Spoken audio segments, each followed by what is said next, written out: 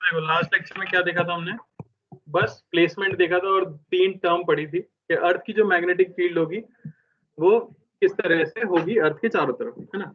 अर्थ के geographic north के पास क्या आ जाता है, मैग्नेटिक साउथ आ जाता है। तो इसलिए हम कह सकते हैं कि ज्योग्राफिक साउथ पोल से ज्योग्राफिक नॉर्थ पोल की डायरेक्शन में मैग्नेटिक फील्ड रहती है ना, क्लोज लूप तो फॉर्म करती है। एक टर्म डिफाइन की गई ज्योग्राफिक मेरिडियन, यानी ऐसा प्लेन जो कि कंटेन करे ज्योग्राफिक नॉर्थ और साउथ को। सिमिलरली मैग्नेटिक मेरिडियन एक ऐसा प्लेन जो कि कंटेन करे मैग्नेटिक नॉर्थ और साउथ को। दोनों के बीच के एंगल को बोला गया एंगल ऑफ डिक्लिनेशन। ऑनलाइन वालों को आवाज आ रही है? Yes sir. अब यहाँ पे ये डायग्राम बनाया गया है जिसमें कि आपको शो किया गया है ज्योग्राफिक मेरिडियन पीछे वाला प्लेन हो गया, मैग्नेटिक मेरिडियन उसके आगे वाला प्लेन हो गया। तो ये एक नोटबुक की तरह है ना, जैसे तुम नोटबुक रखो जरा अपनी, हाँ ऐसे, समझ आ रहा है। तो इसकी जो ऊपर वाली लेयर है वो तो हॉरिजॉन्टल प्लेन हो जाती है, और ये साइड वाले जो हैं ये वर्टिकल प्लेन के अंदर लाई कर रहे हैं, आप देख सकते हो, है ना। उसके बाद हमने ये भी पॉइंट पढ़ा था कि हॉरिजॉन्टल डायरेक्शन जो होती है या हॉरिजॉन्टल प्लेन जो होता है वो डिपेंड करता है आप अर्थ में कहाँ पे खड़े हुए हो। तो आप जहां पर भी खड़े हो उस ग्राउंड के सरफेस के पैरेलल वाला सरफेस क्या कहलाता है, हॉरिजॉन्टल सरफेस कहलाता है। किसी को डाउट इसके अंदर? नहीं है? No sir. चलो आगे लिख लो हेडिंग।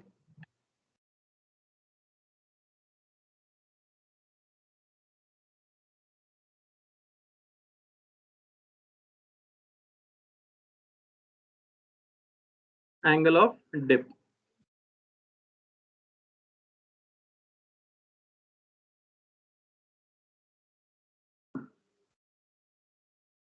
ठीक है ना। अब एंगल ऑफ डिप किसे कहा जाता है, एक चीज तो क्लियर हो चुकी है कि अर्थ की जो नेट मैग्नेटिक फील्ड होगी वो लाई करेगी मैग्नेटिक मेरिडियन के अंदर। पर क्या धरती पे हर जगह मैग्नेटिक फील्ड की डायरेक्शन हॉरिजॉन्टली होगी? जैसे हम सभी बैठे हैं, हमारे लिए नॉर्थ डायरेक्शन कहाँ है? एग्जैक्टली नहीं पूछ रहा, पर अगर रैंडमली आपको चूज करना हो तो जनरली नॉर्थ कौन सी लेते हो आप? सामने वाली डायरेक्शन। तो साउथ पीछे हो गया। तो अब आपको पता है मैग्नेटिक फील्ड की डायरेक्शन बताई गई है कि ज्योग्राफिक साउथ से ज्योग्राफिक नॉर्थ की तरफ होती है। तो आप क्या मानोगे जब मैग्नेटिक फील्ड की डायरेक्शन पीछे से आगे की तरफ, पर क्या वो हॉरिजॉन्टल हो ऐसा कोई जरूरी है? नहीं। ज्योग्राफिक मेरिडियन होगा कौन सा, ये बताओ। अगर ये डायरेक्शन नॉर्थ पोल है, आपके सामने वाली डायरेक्शन नॉर्थ है और आपकी पीछे वाली डायरेक्शन साउथ है, तो इन दोनों को कंटेन करने वाला प्लेन कौन सा वाला होगा? वर्टिकल प्लेन होना चाहिए ना, अर्थ का सेंटर भी तो लाई करना चाहिए। तो कौन सा प्लेन होगा? ये वाला प्लेन होगा। अब इस प्लेन में कहीं भी हो सकती है मैग्नेटिक फील्ड, क्या ऐसा कोई कंपल्शन है कि वो हॉरिजॉन्टली होनी चाहिए? नहीं। तो देखा ये गया कि जगह पे, अलग अलग जगह पे जब आप जाते हो अर्थ के ऊपर, तो मैग्नेटिक मेरिडियन में जो नेट मैग्नेटिक फील्ड है वो हॉरिजॉन्टल के साथ कुछ ना कुछ एंगल बना रही होती है।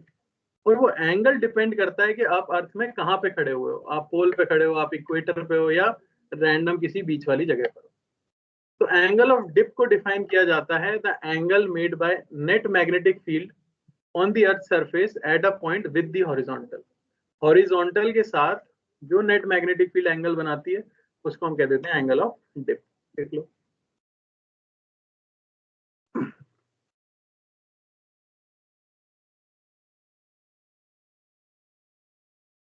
The angle made by net Earth's magnetic field at a point with the horizontal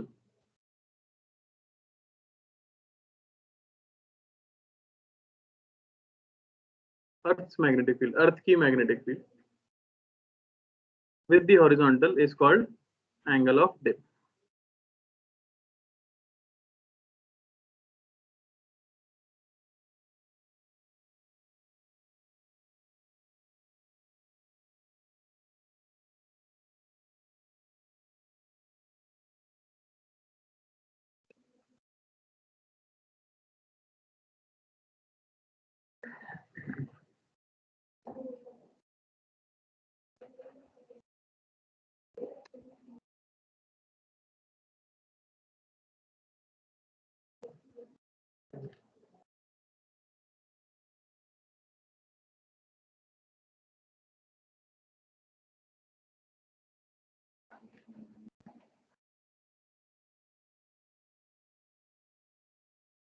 ठीक है ना।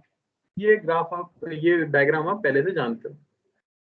अब यहाँ पे हॉरिजॉन्टल डायरेक्शन पूछी जाए तो वो कौन सी है? ये NG लिख दिया है मैंने, इसका मतलब ज्योग्राफिक नॉर्थ, ठीक है ना, सिंबल यूज कर लिया ताकि कंफ्यूजन ना हो। ये अगर हॉरिजॉन्टल डायरेक्शन है तो मैग्नेटिक मेरिडियन के लिए हॉरिजॉन्टल कौन सी हो जाएगी? ये वाली। इनके बीच में थोड़ा सा एंगल जरूर है, पर ये दोनों हॉरिजॉन्टल है। कुछ बच्चे कंफ्यूज होते हैं और सोचते हैं कि ये नीचे है। ये नीचे नहीं है, कहाँ पे? साइड में है, और 3D टाइप डायग्राम बनाया गया है। तो ये डायरेक्शन भी क्या है? हॉरिजॉन्टल है, ओपन बुक की तरह। और ये नीचे वाली डायरेक्शन ये आपकी वर्टिकल है। तो जो नेट मैग्नेटिक फील्ड है वो कहाँ लाई करनी चाहिए? व्हाइट वाले प्लेन में या रेड वाले प्लेन में? रेड वाले प्लेन में। तो डेफिनेशन के हिसाब से जो अर्थ की नेट मैग्नेटिक फील्ड होगी वो कुछ इस तरह से होगी, रेड प्लेन के अंदर। और जो एंगल बना रही होगी वो हॉरिजॉन्टल के साथ, ये जो एंगल आप यहाँ पे देख सकते हो डेल्टा, इसी को कहा जाएगा एंगल ऑफ डिप।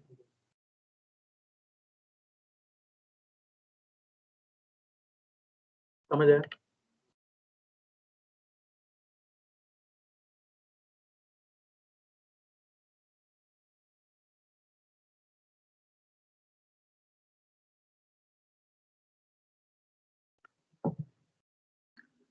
यानी किसी भी जगह हम खड़े होंगे अर्थ के ऊपर, तो अर्थ की मैग्नेटिक फील्ड के कितने कंपोनेंट्स पॉसिबल हैं? Mutually perpendicular components. कितने कंपोनेंट्स पॉसिबल हैं? दो। एक कंपोनेंट तो आ जाएगा हॉरिजॉन्टल डायरेक्शन में और एक कंपोनेंट आ जाएगा वर्टिकल डायरेक्शन में। हॉरिजॉन्टल की वैल्यू कितनी हो जाएगी? देखो इस, वो आ जाएगी बी नेट कॉस डेल्टा, और सिमिलरली बी वर्टिकल आ जाएगी बी नेट साइन डेल्टा। तो यहां से हम ये लिख सकते हैं कि tan डेल्टा बेसिकली क्या हो जाता है? B vertical by B horizontal.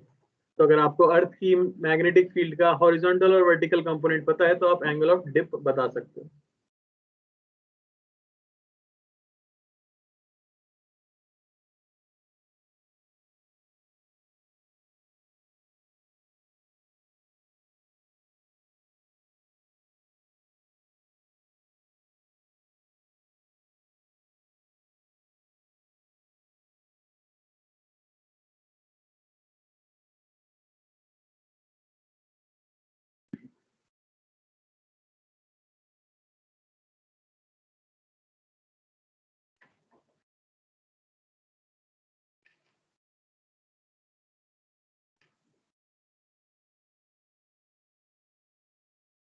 और ये रिलेशन ऑब्वियसली वेक्टर से बी एच का स्क्वायर प्लस बी वी का स्क्वायर बी नेट का स्क्वायर।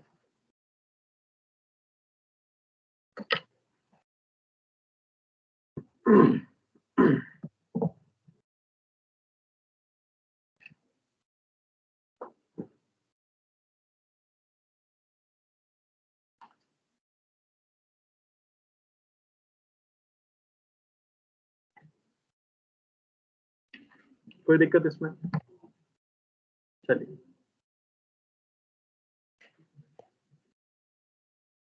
कॉपी हो गया सबका?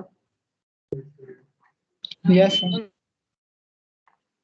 अब देखो, एक दो चीजें और हैं इसके बारे में जो आपको याद रखनी है। नोट के अंदर मैं लिख देता हूँ, एंगल ऑफ डिप से रिलेटेड। जैसे जैसे मैं यहाँ खड़ा हूँ, ये हॉरिजॉन्टल प्लेन है, तो अभी जो डेफिनेशन हमने पढ़ी उसके हिसाब से नेट मैग्नेटिक फील्ड ऐसे कुछ नीचे जाती हुई है, और हॉरिजॉन्टल से जो एंगल है उसे आप एंगल ऑफ डिप कह रहे हो। पर क्या जरूरी हमेशा नीचे ही जा रही हो? अगर किसी जगह पर ऊपर जा रही होगी तो क्या करेंगे? तो हमें दोनों में डिफरेंस क्रिएट करना था। मान लो नीचे 30 डिग्री और ऊपर 30 डिग्री, दोनों सेम बात तो नहीं है ना, दोनों अलग अलग बात है। इसलिए कन्वेंशन बनाया गया कि डेल्टा अगर आपका बिलो हॉरिजॉन्टल है, यानी हॉरिजॉन्टल प्लेन से नीचे है, तो उस केस में आप डेल्टा को लेते हो पॉजिटिव। लेकिन अगर आपका डेल्टा अबव हॉरिजॉन्टल है, उस केस में आप डेल्टा को लेते हो नेगेटिव। तो अगर एंगल ऑफ डिप कभी भी नेगेटिव दिया हुआ है तो आप क्या मानोगे कि net magnetic field horizontal plane से ऊपर की तरफ उतना एंगल बना रही होगी। तो शो करने के लिए मैं इसे बना सकता हूँ।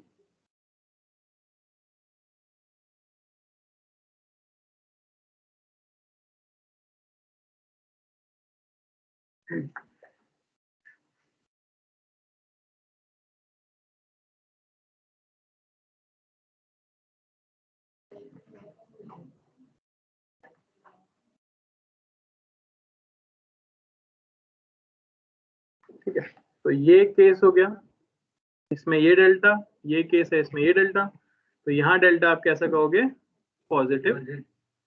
इस केस में डेल्टा आप कहोगे नेगेटिव, और इस केस में डेल्टा आप कहोगे 0, क्योंकि कोई डिप है ही नहीं।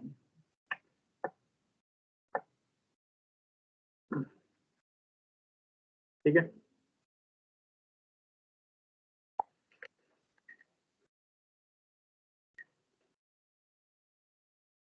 चलो तो अब बताओ कि डेल्टा की वैल्यू या एंगल ऑफ डिप, कुछ बोले क्या तुम? डेल्टा की वैल्यू या एंगल ऑफ डिप की वैल्यू इक्वेटर पे कितनी आएगी, ऐसा अगर पूछा जाए,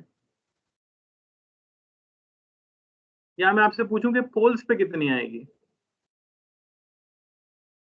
पोल्स पे बता पाना थोड़ा इजी होगा, सोच के देखो जरा, पोल पे एंगल ऑफ डिप की वैल्यू कितनी आने वाली है? श्योर?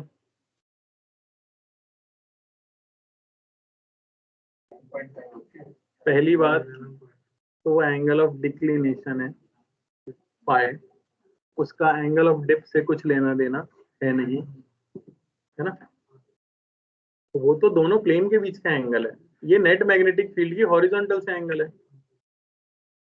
ठीक है, बताओ पोल पे क्या आएगी? FR03 में सबने बताया था एक साथ। हाँ, ऑब्वियस, ये आपका नॉर्थ पोल है, बिल्कुल सही। तो फील्ड इस तरह से जाएगी, इस तरह से घूमेगी और यहाँ से एंटर करेगी, यही तो होता है। अरे फील्ड लाइन ऐसे ही बनेगी ना, यहाँ पे मैग्नेटिक नॉर्थ होगा कि नहीं होगा, तो यहाँ से फील्ड लाइन बाहर जाएगी और यहाँ से फील्ड लाइन एंटर करेगी। ये आपका ज्योग्राफिक नॉर्थ है, ये आपका ज्योग्राफिक साउथ है, यानी ऊपर क्या है, मैग्नेटिक साउथ है, और मैग्नेट के साउथ पोल से फील्ड लाइंस एंटर करती हैं। अब सोच के देखो, जो नॉर्थ पोल मैंने वहां पे बनाया है, उसके लिए हॉरिजॉन्टल प्लेन कौन सा प्लेन होगा? ऐसा कुछ, पैरेलल टू सरफेस, तो ये एंगल कैसा होगा? और तुम लॉजिकली सोचो, मान लो यही नॉर्थ पोल है, तो फील्ड लाइन को कहाँ जाना है, इसमें घुस जाना है ना। अपने लिए तो हॉरिजॉन्टल ये है, तो कोई लाइन अगर ऐसे जाएगी तो कितना एंगल बनाएगी, 90 डिग्री। तो पोल्स पे कितना हो जाता है डेल्टा, 90 डिग्री। यानी कि फील्ड कैसी होती है, कंप्लीटली वर्टिकल, कंप्लीटली वर्टिकल। समझ आया? इक्वेटर पे अगर पूछा जाए, ये इक्वेटर के लिए हॉरिजॉन्टल हो गया, तो फील्ड ऑब्वियसली उससे कैसे होगी, पैरेलल है। तो आप क्या कह सकते हो, एट इक्वेटर डेल्टा इज 0, यानी फील्ड इज कंप्लीटली हॉरिजॉन्टल।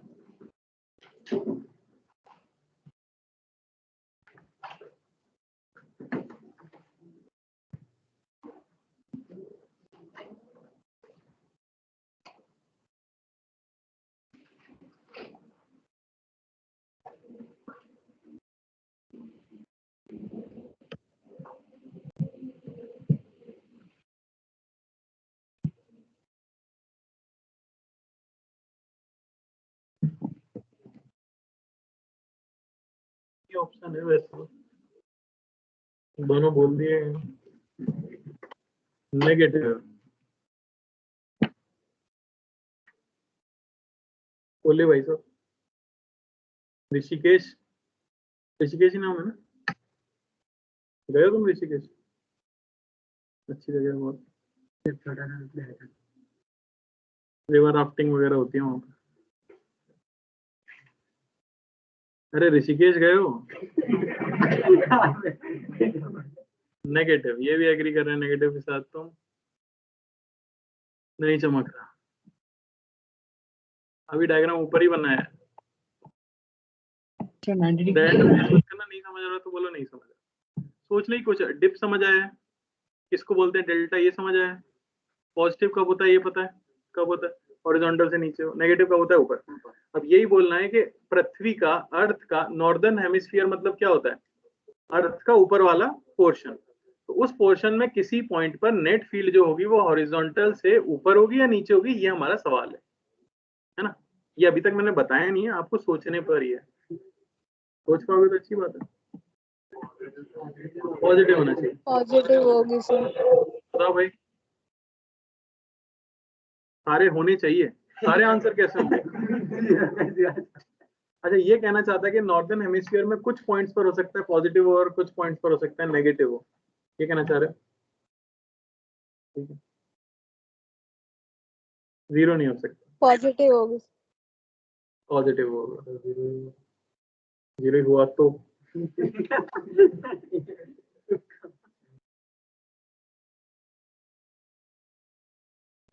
एक बड़ा सिंपल सी बात है, फील्ड लाइंस निकलेंगी कहां से? ज्योग्राफिकली बताओ, ज्योग्राफिकली बताओ। साउथ पोल, सदर्न हेमिस्फीयर में निकलना शुरू होंगी, ओरिजिनेट होना शुरू होंगी। अर्थ बना लेते हैं पहले, ये बन गई अर्थ, ठीक है। अब फील्ड लाइन यहां से बाहर जाएंगी, ऑब्वियसली यहाँ पे 90 डिग्री होगा, इस तरह से बाहर जाना शुरू होंगी। तो मान लो यहीं से फील्ड लाइन निकल रही है, तुम हमेशा इमेजिन कर लिया करो कि तुम उस जगह पर हो जिसके बारे में सोच रहे हो। तो नॉर्थ पोल पर तुम हो, फील्ड लाइन यहाँ से बाहर निकली तो वर्टिकली ऊपर निकली है। अब उसे कर्व होना है कि नहीं होना है? तो ऐसा हो सकता है कि ऊपर निकले और अचानक से हॉरिजॉन्टल के नीचे चली जाए, थोड़ी सी बेंड होगी ना। अभी इस तरह से, ये आपका हॉरिजॉन्टल प्लेन है, फील्ड लाइन इस तरह से निकली। अच्छा, ऑनलाइन में भी तो लोग हैं। दिख रहा है तुम लोगों को? ऑब्वियसली नहीं दिख रहा होगा। No sir. तो देखो, ये अगर आपका साउथ पोल है तो फील्ड लाइन यहाँ से ओरिजिनेट इस तरह से होगी, ये तो समझ आता है ना, बाहर निकलेगी इस तरह से। ये साउथ पोल पे हॉरिजॉन्टल है तो इस तरह से। अब थोड़ा सा भी अगर साइड में जाए अपन तो ये हॉरिजॉन्टल होगा कुछ, तो फील्ड लाइन इस तरह से बेंड होना शुरू होती है। तो इस समय वो हॉरिजॉन्टल के ऊपर एंगल बना रही है या नीचे बना रही है? अरे इस तरह से निकली थी 90 डिग्री पे, अब इस तरह से बेंड हो रही है तो अभी तो ऊपर ही है ना। इक्वेटर पे आके कैसी हो जाएंगी? हॉरिजॉन्टल, 0 डिग्री होगा ना तभी तो। उसके बाद अब उनको नॉर्थ में एंटर करना है, तो मान लो यहाँ पे फील्ड लाइन को एंटर करना है तो ऐसे आ रही होगी तभी तो एंटर कर पाएगी। अरे है कि नहीं? ऐसे थोड़ी यूं जा रही थी, फिर एंटर कैसे करेगी? तो हॉरिजॉन्टल के कैसे हो सकती है? नीचे। इस तरह से आप सोच सकते हो कि नॉर्थ पोल पर क्योंकि उसे एंटर करना है तो फील्ड लाइंस को इस तरह से आना पड़ेगा, है नहीं? तो पूरे नॉर्दर्न हेमिस्फीयर में हम कह देते हैं कि एंगल ऑफ डिप कैसा होगा? पॉजिटिव।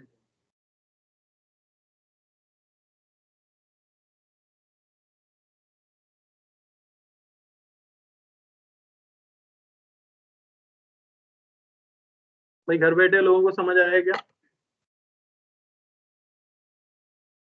बोलो। Yes sir. Yes sir.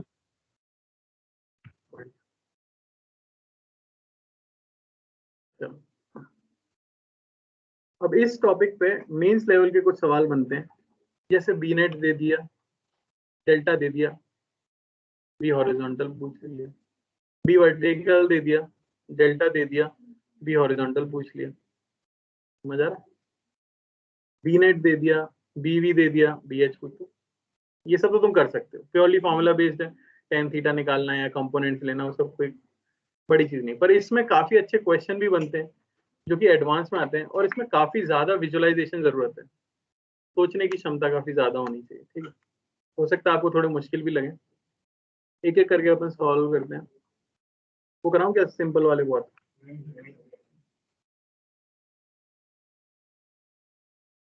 करवाएं, लिख लो। क्या है?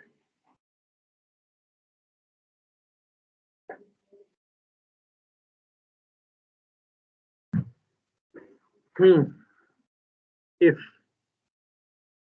बी नेट है 0.5 टेस्ला एंड बी वर्टिकल है 0.4 टेस्ला, फाइंड पहली चीज बी हॉरिजॉन्टल, दूसरा एंगल ऑफ डिप।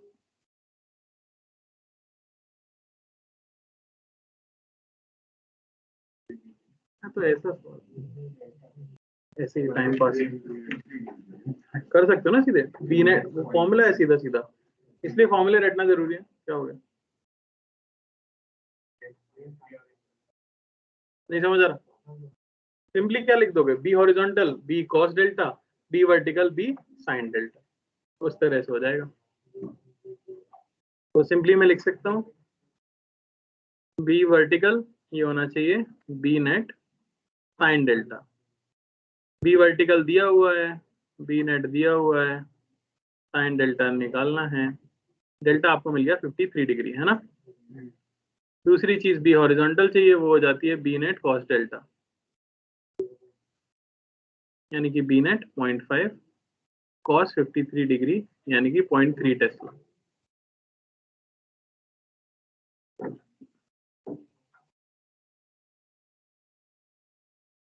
बहुत बेकार सवाल। अब देखो ढंग का सवाल। आ सकते हैं, बिल्कुल आते हैं। प्योरली फॉर्मूला ही पूछ लिया जाता है। जब वो लोग सीधा सीधा फॉर्मूला पूछ सकते हैं, L dot V cross B, तो कुछ भी पूछ सकते हैं। चलो भूल जाता हूँ यार, ऑफलाइन क्लास में सिर्फ क्वेश्चन बोलना पड़ता है, इसमें लिखना भी पड़ता है। A rod of length L moves towards east with speed 10 meter per second.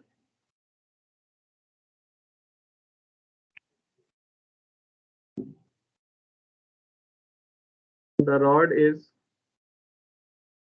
in vertical plane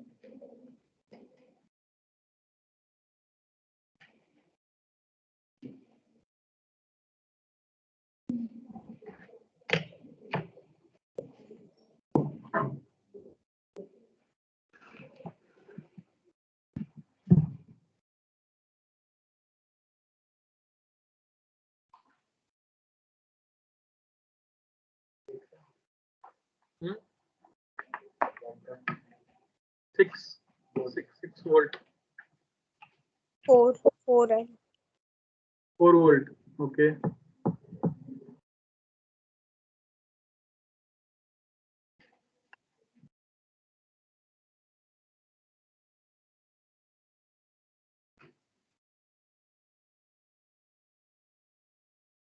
दोनों ही नहीं लग रहा है हमें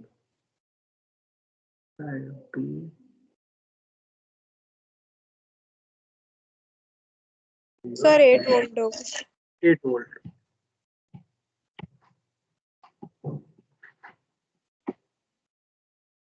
देखो जितने लोग भी बोर्ड पे देख रहे हैं उससे कुछ नहीं होगा, इस पे आंसर नहीं छपेगा। अपनी कॉपी पे सबसे पहले at least east west north south direction तो बनाओ, फिर इमेजिन करो रॉड कैसे रखी है, फिर इमेजिन करो वो चल कैसे रही है। उसके बाद ये सोचो कि तुम्हारे पूरे नोट्स के अंदर मैग्नेटिक फील्ड के अंदर 2 पॉइंट के बीच में पोटेंशियल डिफरेंस निकालने के कितने टॉपिक पढ़ाए गए हैं। ऐसे अप्रोच किया जाता है सवाल को, आता नहीं इसलिए बता रहा हूँ। मैग्नेटिक फील्ड चैप्टर का क्वेश्चन ये तो देख के समझ आ गया ना। अब इस चैप्टर में किन्हीं भी 2 पॉइंट्स के बीच में पोटेंशियल ड्रॉप निकालने के लिए कितनी हेडिंग लिखाई गई थी?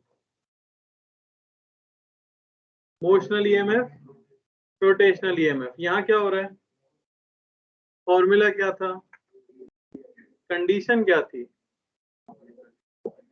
बी, वी और एल तीनों म्यूचुअली परपेंडिकुलर होने चाहिए। बस वी दिया है, एल दिया है, बी सोचना है थोड़ा सा।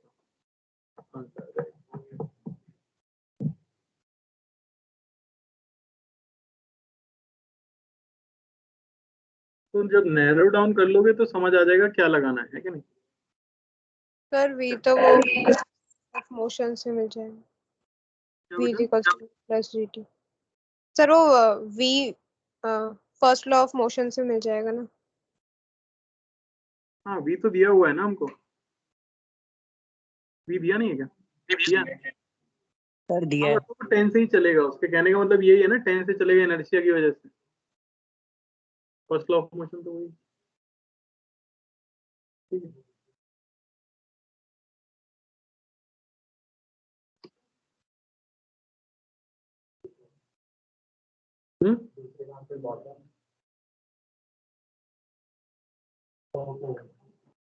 टॉप हो सर आंसर 8 वोल्ट और टॉप है। क्या? हाँ टॉप आंसर है। यस सर वही है।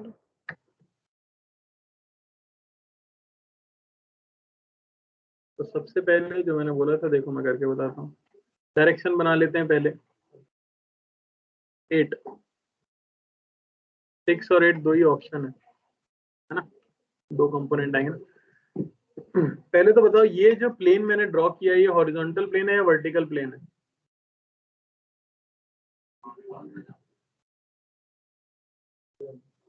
नॉर्थ का है आगे, तो ये प्लेन कैसा हुआ? हॉरिजॉन्टल। अब रॉड कैसी रखी गई है? वर्टिकल। तो रॉड आपको दिखेगी क्या इस डायग्राम में? डॉट जैसा दिखेगा, तो वो बना लेते हैं इस तरह से। अब उसकी वेलोसिटी दी है ईस्ट की तरफ, यानी ऐसे जा रहा है 10 मीटर पर सेकेंड से। अच्छा, अर्थ की जो मैग्नेटिक फील्ड होगी उसके 2 कंपोनेंट होंगे, एक होगा हॉरिजॉन्टल, जो हॉरिजॉन्टल होगा वो तो इस प्लेन में दिखेगा, पर जो वर्टिकल कंपोनेंट होगा वो इस प्लेन के परपेंडिकुलर होगा, तो उसके लिए डॉट या क्रॉस दिखेगा। तो एक तो फील्ड आ जाएगी इस तरफ, जिसे मैं कह सकता हूँ बी हॉरिजॉन्टल, और मान लेता हूँ कि दूसरा अंदर है, ये हो गया बी वर्टिकल। कोई समस्या है इसमें? अब आपको बस ये देखना है कि बी, वी और एल तीनों म्यूचुअली परपेंडिकुलर हों। तो आप देख सकते हो रॉड की लेंथ इनटू द प्लेन है, तो फिर ये बी वी वाली जो फील्ड है वो तो उसके पैरेलल हो जाएगी ना। तो बीवी वाली काम आएगी या बीएच वाली? बीएच वाली लेंथ के भी परपेंडिकुलर है और वेलोसिटी के भी परपेंडिकुलर है, तो सीधे आप फॉर्मूला अप्लाई करोगे ई, ये हो जाएगा बीवीएल, बी हॉरिजॉन्टल वाला यानी कि B net cos delta into velocity into length. तो बी नेट 0.5 दिया है, डेल्टा आपको 37 डिग्री दिया है, वेलोसिटी 10 दी है और लेंथ दी है 2 मीटर। ये आ जाएगा 8 वोल्ट। समझ आया? यानी वर्टिकल वाली फील्ड की वजह से कोई पोटेंशियल डिफरेंस नहीं, हॉरिजॉन्टल वाली की वजह से इतना पोटेंशियल डिफरेंस। और कौन सा पॉइंट हायर पोटेंशियल पे है उसके लिए वी क्रॉस बी आपको करना है। तो वी राइट की तरफ, फिंगर टिप्स ऊपर, बी पाम किधर है, out of the plane. Out of the plane यानी रॉड का ऊपर वाला हिस्सा।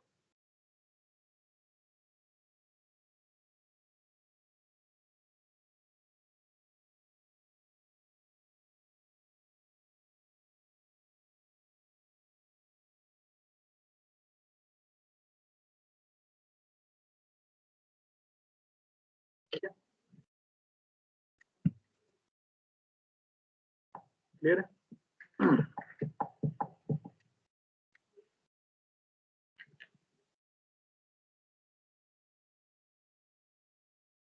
गर्मी लग रही है यार,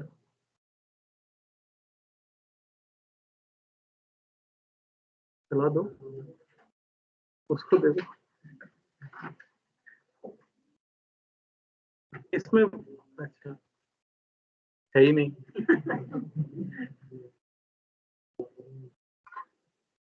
किसी बच्चे ने किया वो उखाड़ ही दिया। इसमें फ्लैप है तो ये एसी नहीं चलता, वो एसी है तो फ्लैप नहीं है। इसको उखाड़ के वहां लगा दो। ये वाला भी चलता होगा, इसमें बटन ही नहीं है। बहुत आवाज, थोड़ी देर में बंद करेंगे ना। एक हो गया है ना। दूसरा सवाल सुनिए, मतलब लिखना तो मुझे ही है। रॉड अलाइंड, एक काम कर दो, मैं लिख ही देता हूँ, बोलता नहीं, बोलने में फायदा क्या।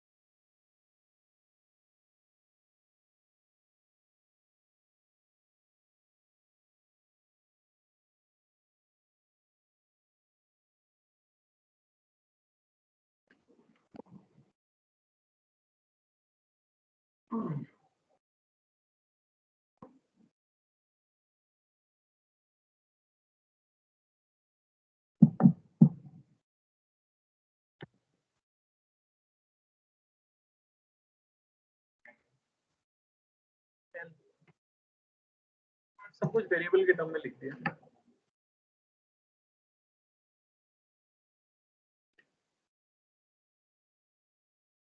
तो क्वेश्चन समझ लो, जो आपकी रॉड है वो हॉरिजॉन्टल है, ठीक है, और जो डायरेक्शन बताई गई उसके अलोंग उसको इस तरह से रख दिया गया और t इक्वल टू 0 पे छोड़ा गया है। छोड़ोगे तो रॉड कहाँ जाएगी, नीचे। तो t इक्वल टू 0 पे छोड़ा है तो किसी टाइम t पर उसके एंड्स के बीच का पोटेंशियल डिफरेंस कितना होगा, ये आपको बताना है। क्वेश्चन सोचने में थोड़ा डरावना लग सकता है, पर आप डायरेक्ट आंसर लिखोगे इसका, इसमें कुछ सॉल्व नहीं करना। डायग्राम देख के डायरेक्ट आंसर आ जाएगा, इसलिए डायग्राम ड्रॉ करो।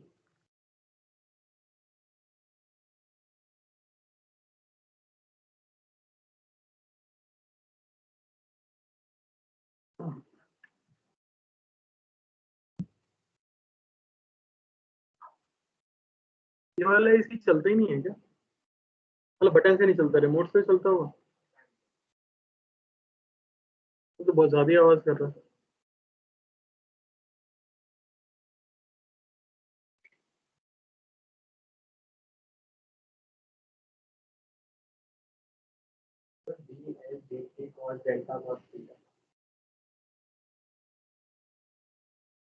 आ गए तुम तो।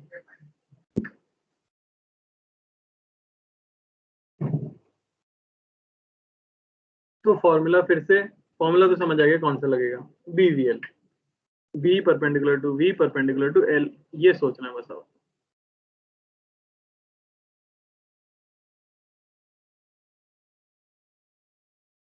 Sir B cos theta GTL। एक और कॉस आएगा, मैग्नेटिक फील्ड का कंपोनेंट कौन सा काम आएगा वो सोचो।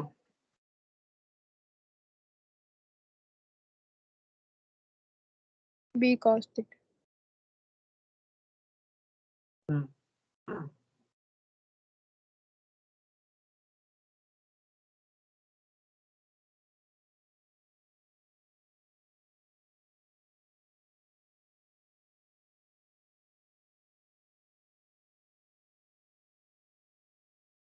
ये हॉरिजॉन्टल प्लेन है और रॉड ऐसे रखी गई है, ये समझ आया डायग्राम में? अरे ये समझ आ रहा है कि नहीं? ग्रेविटी किस तरफ है? Into the plane. तो रॉड को छोड़ते ही रॉड जाएगी कहाँ? Into the plane. किसी टाइम t पर रॉड की वेलोसिटी की डायरेक्शन क्या होगी? Into the plane. तो वेलोसिटी आ गई आपकी ये। अच्छा, t टाइम पे वेलोसिटी होगी तो वेलोसिटी मिल गई आपको। अब आपको पता है पोटेंशियल डिफरेंस, ये सिंपली हो जाता है BVL। मैग्नेटिक फील्ड के दो कंपोनेंट आएंगे, एक आएगा हॉरिजॉन्टल में BH, एक आएगा वर्टिकल में। कौन सा वाला हमारे काम का नहीं है, क्योंकि वेलोसिटी उसके पैरेलल हो जा रही है। ठीक है, तो अब मैं लिख दूंगा B हॉरिजॉन्टल यानी कि B cos delta into t time पे वेलोसिटी GT इंटू लेंथ। यहाँ पे लेंथ देखो वेलोसिटी के तो परपेंडिकुलर है पर BH के परपेंडिकुलर नहीं है, तो परपेंडिकुलर वाला कंपोनेंट क्या आ जाएगा? L को।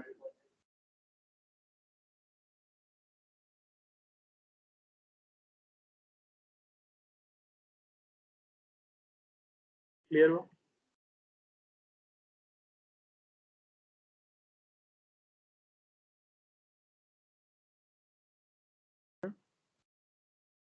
मास्क, मास्क यूज में नहीं है।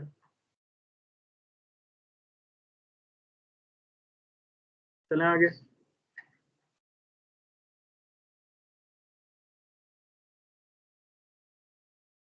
अरे अभी तो आए हो, घड़ी भी देख रहे हो तुम, मन नहीं लगता तुम्हारा बिल्कुल? क्या केमिस्ट्री पसंद है? मैथ्स? पढ़ाई पसंद नहीं है तो ऐसा लग रहा है। लिखो a bicycle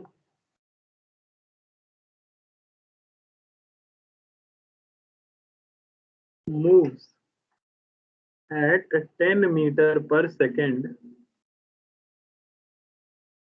towards west without slipping.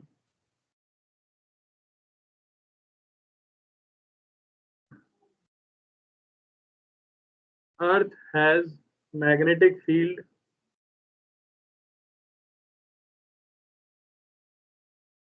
B, जो कि है कितनी, 0.5 Tesla at angle of dip 53 degree.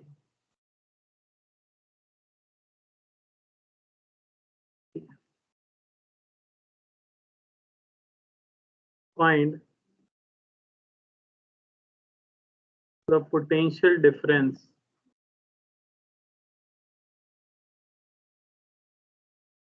between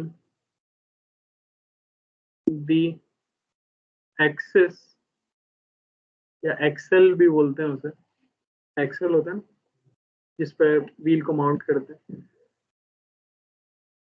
axis and rim of the wheel if length of connecting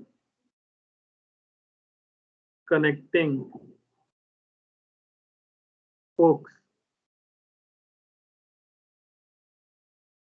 spelling क्या होती है? 2 मीटर? नहीं, आधा मीटर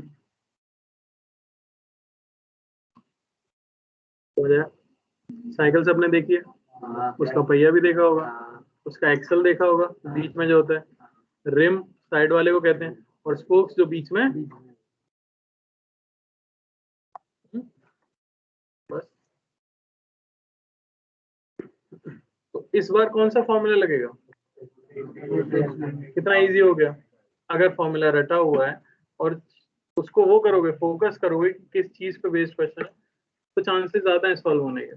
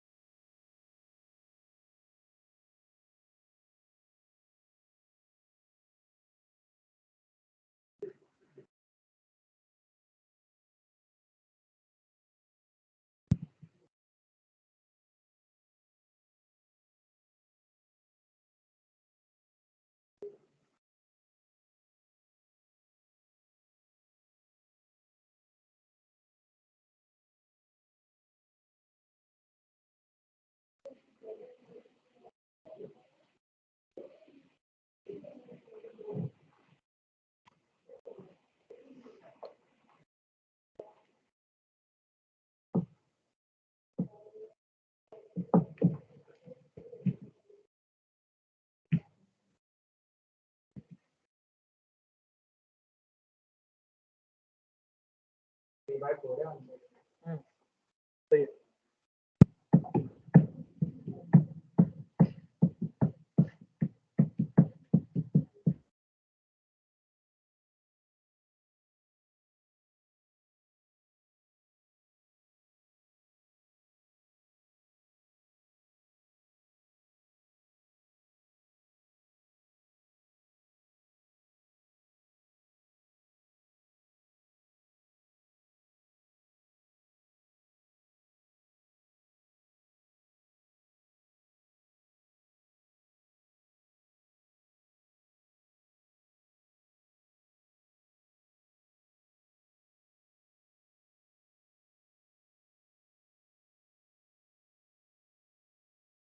होल्ड ऑन, आगे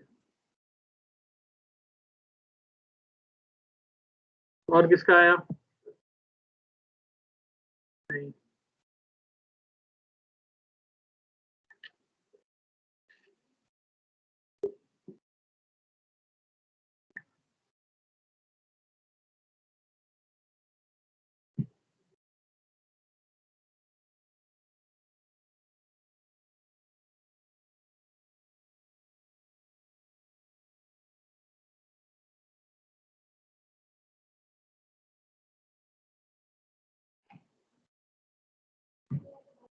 यहाँ ऑफलाइन क्लास होती है तब भी इतनी देर की होती है? जब ऑफलाइन क्लास तुम लोगों की हुई है कभी? तब भी 1.25 घंटे की होती थी। जब दुनिया नॉर्मल हुआ करती थी तब का पता है क्या तुमको? तब कितने? एक? अब ज्यादा बड़ी क्लास होती है? अरे यार 11-12 में पता है क्या, इसलिए पूछ रहा हूँ, उसका कुछ आइडिया है कितनी देर? हाँ तो ज्यादा देर की होती होगी ना, 2 घंटे की होती होगी। 1 घंटा बहुत कम होता है। कोई तुम्हारे दिल से पूछे कैसे कटता है 1 घंटा, है कि नहीं? 4 बार सो चुके हो। हाँ 3/4 समझ आया कि क्या लिखेंगे?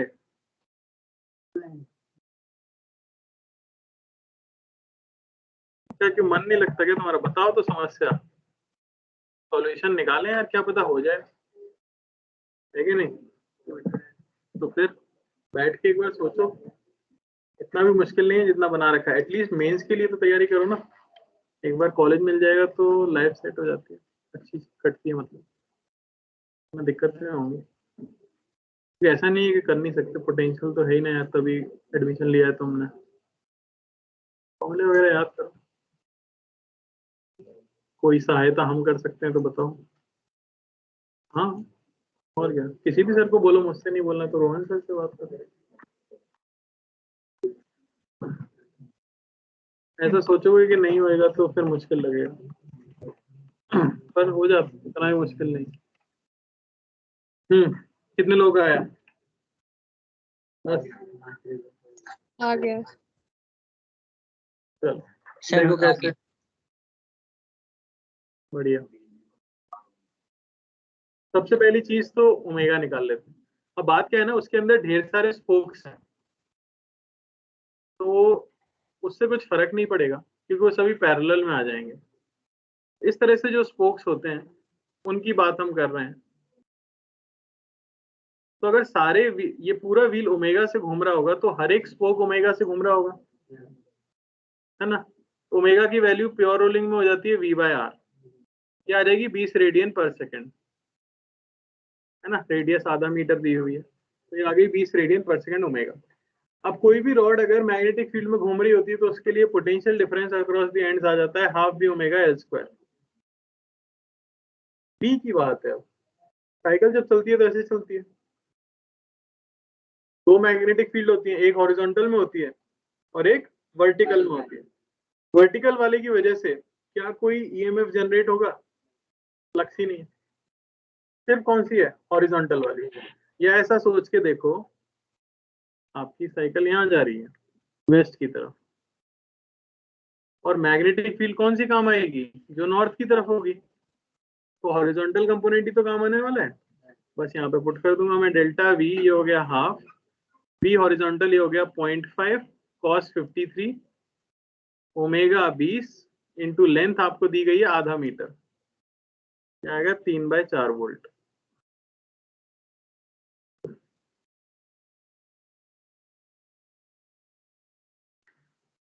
क्लियर? तो ये थे थोड़े ढंग की क्वालिटी के सवाल जिसमें आपको ये चूज करना होगा, फॉर्मूला तो लगेगा ही, चूज बस ये करना होगा कि वर्टिकल का यूज लें या हॉरिजॉन्टल का यूज लें। हो जाए, आगे बढ़े। सर सर हाँ, सर इसमें वो हॉरिजॉन्टल कंपोनेंट क्यों लिया? समझ नहीं। अरे आवाज चली गई। सर वो आपने वो हॉरिजॉन्टल कंपोनेंट क्यों लिया? कौन सा लें तो बेटा? नहीं सर, उसके पीछे कुछ स्पेसिफिक रीजन? यार आवाज नहीं आ रही, थोड़ा तेज बोलो। सर उसके पीछे आपने क्या लॉजिक लगाया, मतलब वो मैग्नेटिक फील्ड का हॉरिजॉन्टल कंपोनेंट लेना? देखो वेलोसिटी वेस्ट की तरफ है ना, यस सर। तो मैग्नेटिक फील्ड उससे परपेंडिकुलर होनी चाहिए कि नहीं होनी चाहिए? यस ओके सर, आ गया सर। दोनों परपेंडिकुलर होती, वर्टिकल वाली भी उससे परपेंडिकुलर होती, लेकिन वर्टिकल वाली उसी के प्लेन में आ जाती ना व्हील के, यस सर। हमें तो प्लेन से परपेंडिकुलर चाहिए होती। इसके लिए अगर आप डायग्राम देखते ना जो नोट्स के अंदर था, तो आपको चीजें क्लियर होती। जब डिराइव किया था ये फॉर्मूला तो ऐसे रॉड ली थी, कोने के अबाउट हिंज की थी, ऐसे घुमाया था और फील्ड ऐसे बनाई थी। तो उसके लिए रॉड और फील्ड परपेंडिकुलर होना जरूरी है, तब वो रिजल्ट आता है, ठीक है ना? Yes sir. यहाँ पे हिंज नहीं है, हिंज मतलब ये है सेंटर जो हम मानते हैं। तो आपने उसी के फ्रेम में बैठ के और प्योर उसके सेंटर ऑफ मास के रिस्पेक्ट में तो कैसा मोशन होगा? प्योर रोटेशन, तो वही यूज कर लिया बस हमने। चलो, बाकी और क्वेश्चन आपको मॉड्यूल में मिल जाएंगे। अगली चीज पे चलते हैं जो है डिटरमाइनिंग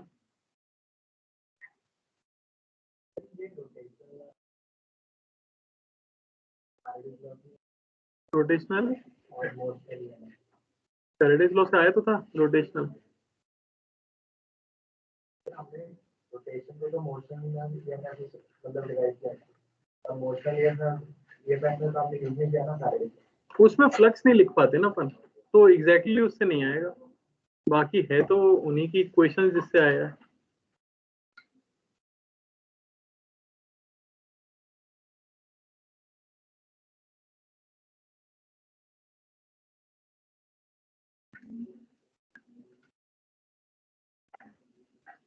वायर का फ्लक्स आप लिख नहीं पाते, पर हमने क्वेश्चन किया ना, वायर से फ्लक्स लिख तो सकते हो, pi is equal to M I use करके।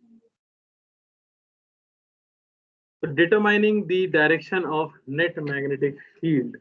अब आपसे कोई कह दे कि बताइए नेट मैग्नेटिक फील्ड की डायरेक्शन क्या है इस कमरे के अंदर, तो कैसे बताओगे? बोलो। अरे कहाँ है बताओ अभी, कौन बोल रहा है? मास का फायदा है नेट जीरो होगा, तो हम जो तब से पढ़ रहे हैं ये धरती की सतह पर मैग्नेटिक फील्ड है। अगर नेट जीरो ही है तो जीरो को इतना डिटेल में कौन पढ़ाता? लिख देते जीरो भाई साहब। तो कोई ऐसा डिवाइस आपने कभी सुना है जीवन में जिससे आप मैग्नेटिक फील्ड की डायरेक्शन बता पाओ? कंपास, बहुत पुराना डिवाइस है, की चेन में आता है, ऐसा देखा होगा आपने, ऐसा गोल, उसमें एक नीडल होती है, वो नीडल क्या करती है? नॉर्थ की तरफ पॉइंट करती है। क्यों? उसको पता है नॉर्थ पोल कहाँ है, तो क्या नीडल हमेशा नॉर्थ की तरफ पॉइंट करेगी? नहीं, नीडल हमेशा नेट मैग्नेटिक फील्ड की तरफ पॉइंट करेगी। बड़ा स्ट्रॉन्ग सा मैग्नेट ले जाके कंपास के साइड में रख देना, वो मुड़ के उधर दिखाने लग जाएगी, उसे थोड़ी पता है नॉर्थ कहाँ है, उसका घर थोड़ी है भाई, नीडल है वो, उसका काम है नेट। डायपोल है, डायपोल पढ़ा था ना, डायपोल क्या करना चाहता है? खुद को फील्ड की डायरेक्शन में अलाइन करना चाहता है ना, ताकि पोटेंशियल एनर्जी मिनिमम रहे। तो वो तो अब अर्थ पे जनरली क्या है, मैग्नेटिक फील्ड अगर नहीं है कहीं और आप खुली हवा में खड़े हुए हो तो अर्थ की मैग्नेटिक फील्ड है, अब वो जिस तरफ होगी कंपास उधर पॉइंट कर देगा। अब होता क्या है, लोग जनरली कहाँ यूज करते थे? समुद्र वगैरह में यूज करते थे उसे रास्ता ढूंढने के लिए, तो वहां तो अर्थ की मैग्नेटिक फील्ड थी, तो वो नॉर्थ की तरफ पॉइंट करती थी। ठीक है, तो लिख लो पहला इंस्ट्रूमेंट जो हम यूज करते हैं वो है magnetic compass. Magnetic compass,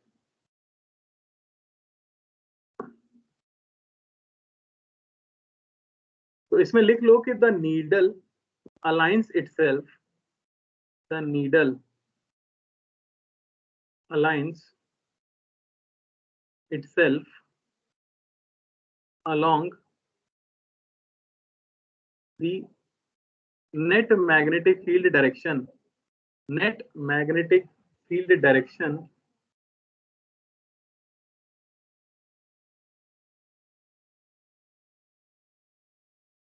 at a point। अच्छा, मैग्नेटिक फील्ड हमेशा मैग्नेटिक मेरिडियन में होती है ना, यानी आपकी जो नीडल अलाइन होगी क्या वो हमेशा मैग्नेटिक मेरिडियन में ही अलाइन होगी?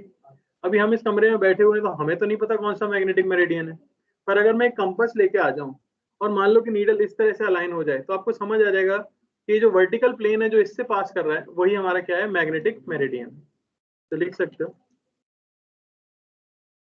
दूसरे तरीके से हम कह सकते हैं इट इज अलाइंड along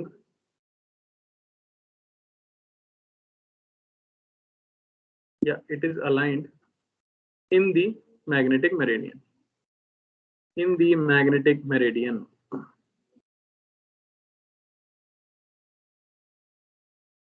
अब इस कंपास की एक कंस्ट्रेंट भी होती है, एक ड्रॉबैक भी है या कमी कह सकते हो, ये है कि आपको अभी समझ आया कि नेट मैग्नेटिक फील्ड हमेशा हॉरिजॉन्टल हो कोई जरूरी नहीं है। मान लो कंपास मैंने इस तरह से रख रखा है और यहाँ पे मैग्नेटिक मेरिडियन था, तो आपकी नीडल ऐसे तो हो गई, उसने इस प्लेन में तो अलाइन कर लिया, पर अगर नेट मैग्नेटिक फील्ड ऐसे है तो क्या नीडल ऐसे हो सकती है?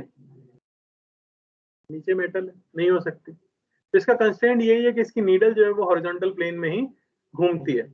ऑल्दो आप कंपास को टेढ़ा कर दोगे तो वैसे घूम जाएगी, पर वैसा करते नहीं है। ठीक है, पता नहीं क्यों, मैं खुद सोचता हूँ, मतलब अगर आपको पता लग गया कि इस प्लेन में है, आप इस प्लेन में आ गए तो आप उसको टेढ़ा कर दो तो टेढ़ी भी हो जाएगी। अब यहाँ पे बताया जाता है कि इसका कंस्ट्रेंट है, ठीक है ना, it can only rotate in horizontal plane. बढ़िया बात है। तो इससे क्या हम नेट मैग्नेटिक फील्ड की डायरेक्शन बता पाएंगे कभी जीवन में? हम सिर्फ क्या बता पाएंगे? मैग्नेटिक मेरिडियन के कहाँ लाई करता है ये बता पाएंगे, है ना, बस। तो इसके लिए दूसरा इंस्ट्रूमेंट बनाया गया ताकि आप नेट मैग्नेटिक फील्ड बता सको, जिसे कहा जाता है dip compass, dip circle. Dip circle, dip circle एक इंस्ट्रूमेंट है जिसमें कि एक सर्कल होता है जो कि वर्टिकल प्लेन में लाई करता है, कुछ इस तरह से। पहले डायग्राम देख लेना।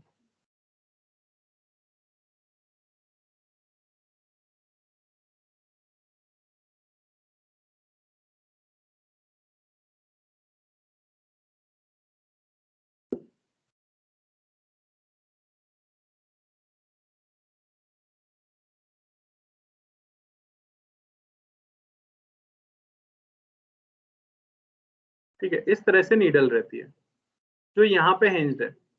अब इसकी खास बात क्या है, ये कैसे मूव कर सकती है? वर्टिकली, हॉरिजॉन्टली नहीं कर सकती। और क्या ये चारों तरफ घूम जाएगी क्या? भाई यार, ऐसे हिंज करेंगे तो ऊपर नीचे जा सकता है, आप ऐसे हिंज करोगे तो साइडवेज जा सकता है। कैसा हिंज करोगे चारों तरफ? तो फिर बॉल बेयरिंग लगाना पड़ता है ना उसमें। बॉल बेयरिंग नहीं लगाते इसमें, क्यों मुझे भी नहीं पता। अगर लगा देंगे तो अच्छा खासा वो उधर पॉइंट करने लग जाएगी, पर फिर वो स्केल तो इधर ही फिक्स है ना, स्केल ऐसे कर्व फिक्स है तो उसी पे पॉइंट करना चाहिए। ये 0 रहता है और रीडिंग इस तरह से रहती है 10, 20 डिग्री, 30 डिग्री। सिमिलरली ऊपर भी रहती है 10, 20, 30। आपको पता है कि अगर ऊपर रहेगा तो डेल्टा कैसा लोगे? नेगेटिव। नीचे रहेगा तो कैसा लोगे? पॉजिटिव। तो इसमें भी पर्पस तो वही है, it aligns itself along net magnetic field. When placed in magnetic meridian, when placed in magnetic meridian,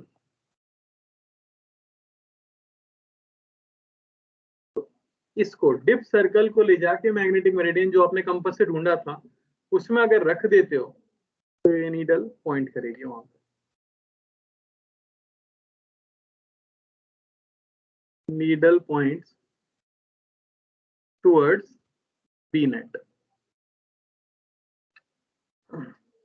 constraint इसका भी लिख लो,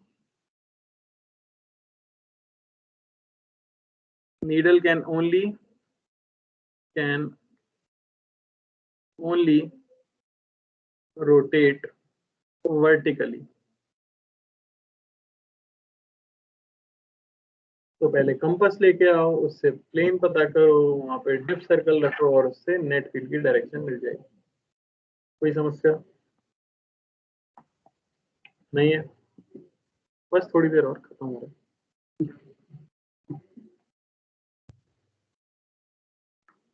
इस पे 2 सवाल हैं HC वर्मा के अंदर, वो मैं करा देता हूँ। थ्योरेटिकल सीधा आंसर देना है। हो गया?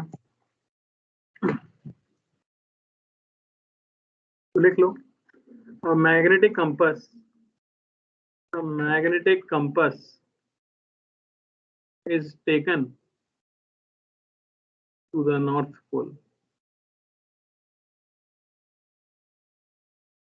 Its needle points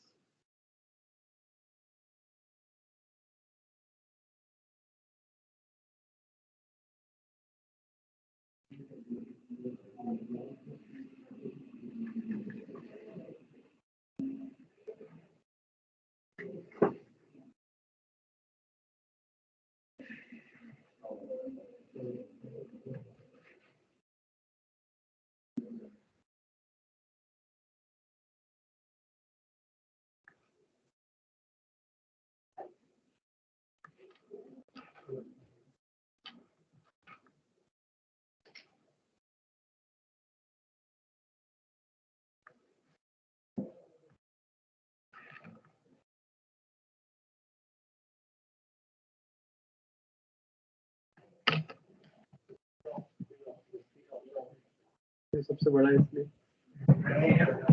तो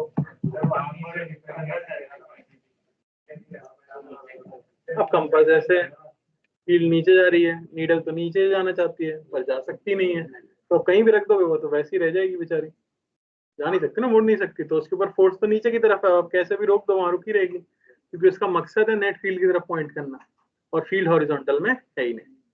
तो आंसर क्या आ जाएगा? Remains along any direction it is left in, किसी भी डायरेक्शन में जिसमें आप छोड़ोगे उसमें ये रह जाएगी। डिप सर्कल अगर आप रखोगे तो वर्टिकली नीचे पॉइंट करेगा, डेल्टा 90 डिग्री दिखाएगा वो अपने हिसाब से, है ना। अरे यार हाँ सही तो लिखा, देखो लगा हमने लिख लिया है कि पोल्स पे डेल्टा 0 90 होता है ना। दूसरा, a dip circle is placed perpendicular to magnetic meridian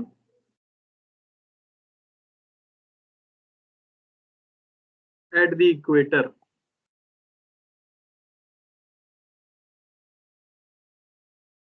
its needle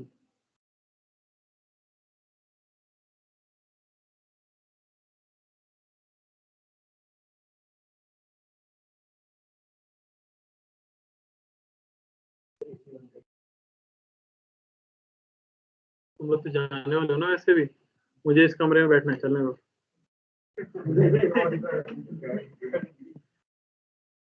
चलो ऑप्शन दे दिए मैंने, क्या होगा?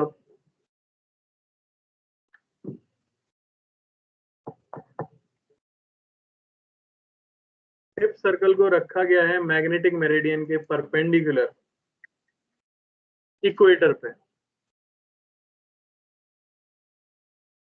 क्या करेंगे?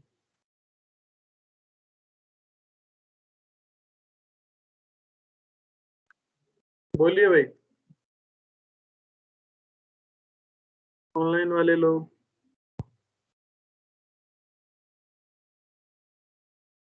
बोलो, कोशिश करो, अरे कोशिश तो करो।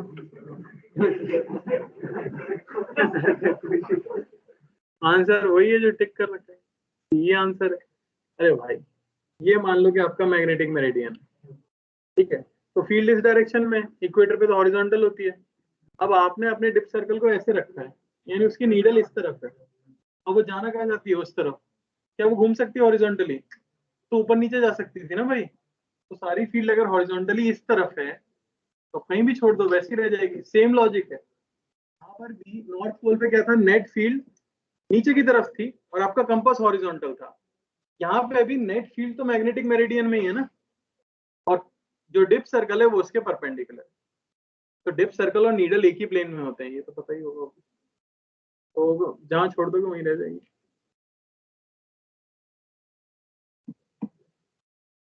बस किसकी क्लास है? करोगे भाग जाओगे? करना ही पड़ेगा। तो अब देखो एक चीज मैं बताना चाहता हूँ, आपका टेस्ट कब है? कल, ठीक है।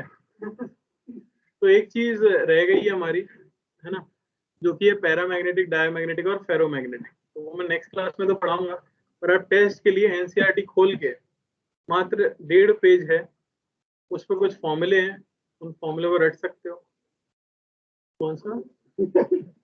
एनसीईआरटी भाई, फिजिक्स में, ठीक है, तो उसको पढ़ लेना, पैरामैग्नेटिक क्या होता है पढ़ लेना, तो हो जाएगा, थ्योरेटिकल क्वेश्चन आए तो हो जाएगा, ठीक है। वो सब पढ़ा दिए क्या? अरे नहीं, अनपेयर्ड इलेक्ट्रॉन वाला नहीं।